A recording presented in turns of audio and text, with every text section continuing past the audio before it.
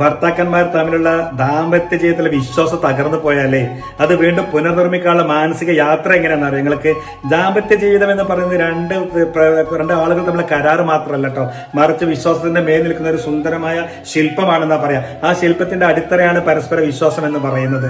എന്നാൽ ഒരിക്കൽ ആ വിശ്വാസം നമുക്ക് തകർന്നു പോയി കഴിഞ്ഞാൽ അതൊരു പ്രശ്നമാവും. നമുക്ക് മനസ്സിൽ ആഴമുണ്ടാക്കുന്ന വലിയൊരു ചലനമാണെന്ന് പറയാം. വിശ്വാസം നഷ്ടപ്പെടുമ്പോൾ സാധാരണ തമ്മിലുണ്ടാക്കുന്ന വികാരങ്ങൾ എന്തൊക്കെയാണെന്ന് അറിയാം. നിങ്ങൾക്ക് വേദന ഉണ്ടാകും, സംശയം ഉണ്ടാകും, കോപം ഉണ്ടാകും, ഭയം ഉണ്ടാകും. ഇവയെല്ലാം സ്വാഭാവികമാണ്. സൈക്കോളജിക്കലായിട്ട് നോക്കുമ്പോൾ നമുക്ക് നമ്മുടെ മനസ്സ് സുരക്ഷിതത്വം എന്ന് പറയുന്ന സംഗതി നഷ്ടപ്പെട്ട പോലെ അനുഭവപ്പെടും നമുക്ക്. കാരണം എന്താണെന്നറിയോ, നമ്മൾ ആശ്രയിച്ചിരുന്ന വ്യക്തിയിൽ നിന്നാണല്ലോ ഇത് കിട്ടിയത് എന്നുള്ളത്. ഇത്തരമൊരു സാഹചര്യത്തിൽ ഏറ്റവും പ്രധാനപ്പെട്ട എന്താണ് നമ്മൾ ചെയ്യേണ്ടത്? വേദന നിങ്ങൾ നിഷേധിക്കാതിരിക്കുക, അതിനെ അംഗീകരിക്കുക.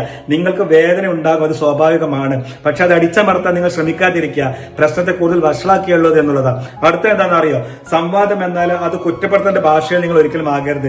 നീ തെറ്റ് ചെയ്തു എന്നുള്ള രീതിയിലുമല്ല, എനിക്ക് ഇങ്ങനെ തോന്നുന്നു എന്ന രീതിയിൽ സംസാരിക്കാൻ നിങ്ങൾ ശ്രമിച്ചു നോക്ക്. അത് മനസ്സിന്റെ പ്രതിരോധ ഭാവം കുറയ്ക്കും. നിങ്ങൾക്ക് ബന്ധം തിരികെ പറയാൻ നിങ്ങൾക്ക് ഇത് ഭയങ്കര എളുപ്പമാണ്. വിശ്വാസം പുനർനിർമ്മിക്കുക എന്നുള്ളത് രാത്രി കൊണ്ടൊന്നും ഒരിക്കലും നടക്കുന്നത് വിചാരിക്കേണ്ട. നിങ്ങൾ അതൊരു പ്രക്രിയയാണ്. രണ്ടാളുകൾ സത്യസന്ധമായിട്ട് സഹനവും കാണിക്കണമെന്നുള്ളതാണ്. ചെറിയ കാര്യങ്ങളിൽ പോലും സത്യസന്ധത പാലിക്കുക. ഇവ വീണ്ടും വിശ്വാസം ഊട്ടിയുറപ്പാക്കാൻ സഹായിക്കും എന്നുള്ളതാണ്. കൂടാതെ എങ്ങനെയാ വെച്ചാൽ ചിലപ്പോൾ നമുക്ക് നമ്മളെ തന്നെ ചോദിക്കേണ്ടി വരും, ഈ ബന്ധം തുടരാൻ തയ്യാറാണോ അല്ലേ എന്നുള്ളത്.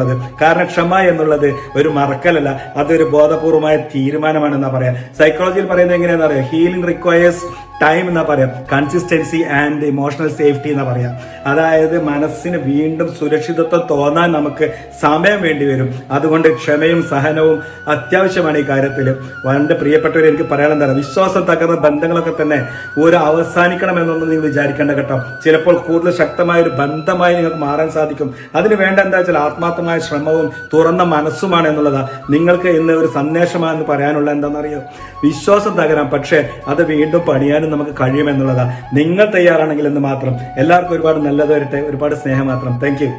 എല്ലാവരും വിശ്വാസം തകരാതിരിക്കട്ടെ.